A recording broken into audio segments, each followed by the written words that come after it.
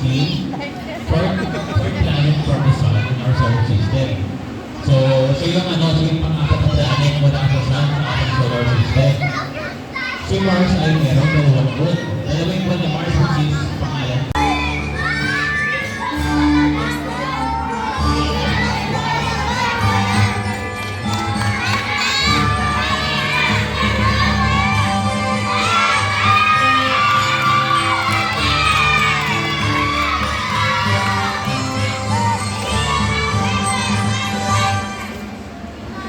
Okay, so ayan. There, right?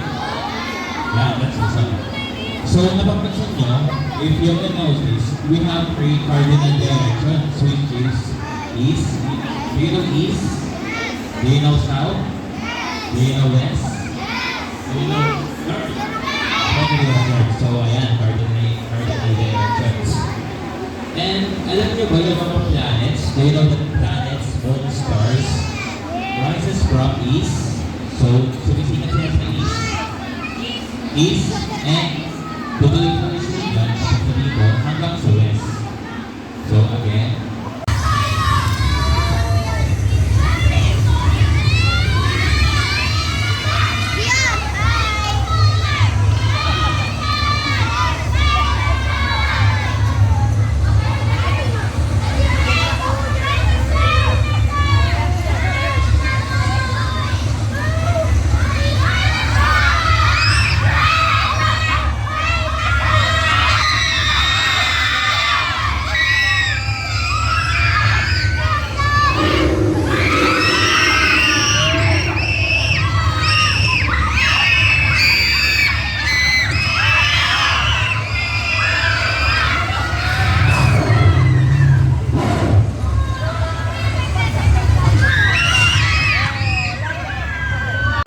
Season we call summer. On the Earth, we can witness all this tilting and the changing altitude of the sun. The sun makes its highest arc across the sky when we're tilted toward the sun around June 25th, the first day of summer.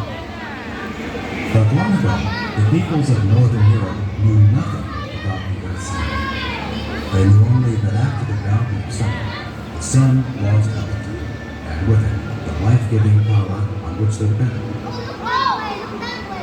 The Celts were not alone in their concern.